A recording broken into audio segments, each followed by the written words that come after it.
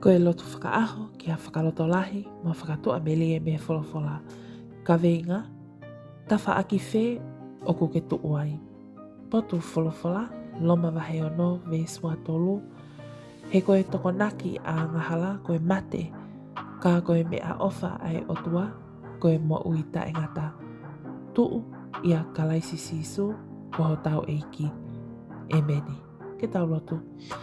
Tamai mafi mo alo ofa ai a Fiona, whawhetai koe aho whakakoloa koe ni, kua whinangalo ai a Fiona ke wa usia, pēr ke whakapapau ai pē ke whai hangawe aonga, aki hoku taimi, ke whai ai whinangalo ai a Fiona. Whakamalo atu koe wholofola mo ia konaki, ko ke a konekina aki au he aho koe ni, koe tokonaki o ia ngahala koe mate, koe auha, koe iku ki heli, pēr oku ikai sisu te whie fōwau, he angahala, he ko hono iku anga eni. Oku o whakatomala mo vete iho ao, a eku whai angahala, a eku talangataa ki a te koe he taimi kotoa pē, pēr oku o whakaamu, he fufulu eku angahia kotoa pē, a ki ho tata ane lilepa he funga o korosi, whakamaa I sope eku kovi kotoa pē, ke wa usia ai mea ofa fungani, ko ke teuteu, koe mo ui taengata. Ko e ku whakapapau ia he aho koe ni, ke usito a mei he angahala, pēr whakapapau ia I pē ko eku mo ui, ko eku amanaki, ko hoku ki I whamili, ke tuu ia te koe sisu. Iho hua whape sisu kalaisi, ko koe a hoku whakamo ui. Emeni. Whakamalot ke te koe, oku ke kau mai ke ta loto hufia he hauani, si I kau ngā tau pe mo koe sisu, maali e koe whakatokanga ko whai maa ki taua he aho koe ni.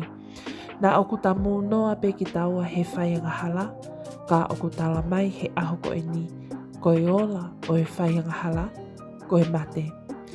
Pea he toki whakaowhae, ko ki tau tolu o ku whakatupu ngahala, tā kua osi teu mai e mate taengata ki a te ki tau tolu. Tā kua tohi mata a aho tau hingoa I heli. Tā koe tuunuku e ta mo ui. Koe whanonga pē ki he potu o e tangi me whengai I taki o nifo. Pea koe whakahino ia maa ki taua he aho koe ni. Koe whē ai tawhaaki o ku tatuu ai. O ku tatuu he tawhaaki o e kau whaikovi.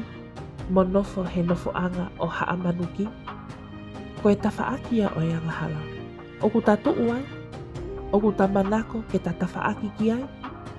Kau ngā tāo pe mo koe sisu. Woki ki taua he aho koe ni. Tuu ia sisu kalaisi ko tau eiki. Liliu pia whakafo o wai e tau mo ui. Ke taua o sia ai pale amalani. Koe mea ofa. Koe mau hota kalauni. O nofo kau ngā hau moia I he pule anga kone o si teo.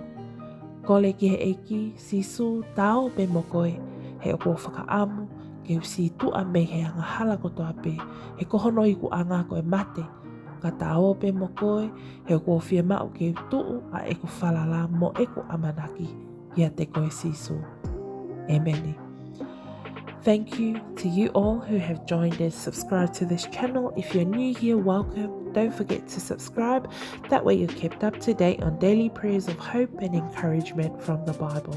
Also check out the description box below for all links to our social media platforms as we provide daily devotions and ministry for the youth and young couples.